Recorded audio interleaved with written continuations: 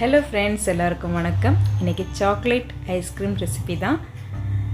ரொம்ப ஹெல்த்தியான நியூட்ரிஷனான ஒரு ஐஸ்கிரீம் ரெசிபி தான் இது. பெரியவங்கலேருந்து சின்ன பசங்களை வரைக்கும் தாராளமாக நீங்கள் கொடுத்துக்கலாம். அவ்வளோ ஹெல்த்தியான ஒரு ஐஸ்கிரீம் ரெசிபி தான் இது. எங்கள் வீட்டு பசங்களெல்லாம் ரொம்ப என்ஜாய் பண்ணி சாப்பிட்டாங்க. ரொம்ப டேஸ்டியாகவும் இருக்குது. வாங்க இது எப்படி பண்ணுறதுன்னு பார்க்கலாம். இதுக்கு நைட்டு நான் கொஞ்சம் பாதாம் ஊற வச்சுருந்தேன். அதோட தோலெல்லாம் எடுத்து இப்போ அந்த பாதாம் நம்ம எடுத்துக்கலாம். கொஞ்சம் டேட்ஸ் எடுத்துருக்கேன். அதோட சீடு எடுத்த பிறகு போட்டிருக்கேன். சன்ஃப்ளவர் சீடு எடுத்துருக்கேன். அதே மாதிரி pumpkin seed, try grapes, cashew நட்டு, உங்கள் வீட்டில் உங்களுக்கு பிடிச்ச நட்ஸை கூடிய குறைச்சி சேர்த்துக்கோங்க. இப்போ 1/2 கப் அளவுக்கு ஓட்ஸ் சேர்த்துருக்கேன். 1 கப்பு நல்லா காய்ச்சி ஆற வச்ச பால் தான் எடுத்திருக்கேன். கொஞ்சம் சூடாக இருந்தாலும் நல்லது தான். ஒரு 30 நிமிஷம் நல்லா ஊறட்டும் இதெல்லாமே சேர்ந்து. இப்போ ஒரு மூடியை போட்டு நம்ம மூடி வச்சுக்கலாம்.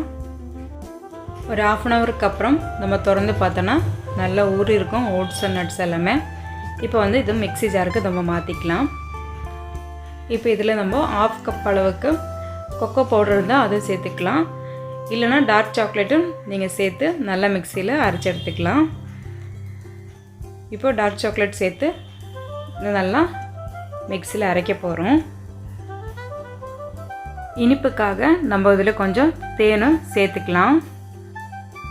நல்லா திக் பேஸ்ட் மாதிரி வரணும். இப்போ நம்ம மிக்சியில் அரைச்செடுத்த பேஸ்ட்டு ஒரு கண்டெய்னருக்கு மாற்றிக்கலாம். இந்த மாதிரி பவுல் எடுத்திருக்கேன். இதில் நம்ம ஈவனாக ஊற்றிக்கலாம். இது நல்லா டைட்டான மூடி போட்டு நம்ம கவர் பண்ணிக்கலாம். இல்லைனா பிளாஸ்டிக் கவர் வச்சு கூட நம்ம கவர் பண்ணி ஃப்ரீசரில் ஒரு நைட் ஃபுல்லாகவே ஃப்ரீஸ் ஆகட்டும். மேக்ஸிமம் 8 ஹவர்ஸ் மேலே டைம் எடுக்கும். இதை நல்லா ஃப்ரீஸ் பண்ணி எடுத்துக்கலாம். இப்போது 8 மணி நேரம் கழித்து நல்லா ஃப்ரீஸ் ஆகி ஐஸ்கிரீம் ரெடியாக வந்திருக்கு. இப்போ ஓப்பன் பண்ணி பார்த்தோன்னா பார்க்க கலர்ஃபுல்லாகவும் சாப்பிட்றதுக்கு டேஸ்டியான ஒரு ஐஸ்கிரீம் ரெடி ஆகிடுச்சு. இதுக்கு மேலே நீங்கள் டாப்பிங் நட்ஸோ இல்லை சாக்கோ சிப்ஸோ சேர்த்துக்கலாம். பார்க்கவும் அழகாக இருக்குது, சாப்பிட்றதுக்கும் ரொம்ப ஹெல்த்தியான ஒரு ஐஸ்கிரீம் ரெசிபி தான் இது. நீங்கள் எல்லோரும் வீட்டில் இதை ட்ரை பண்ணி பார்த்து எப்படி இருக்குன்னு கமெண்ட் சொல்லுங்கள்.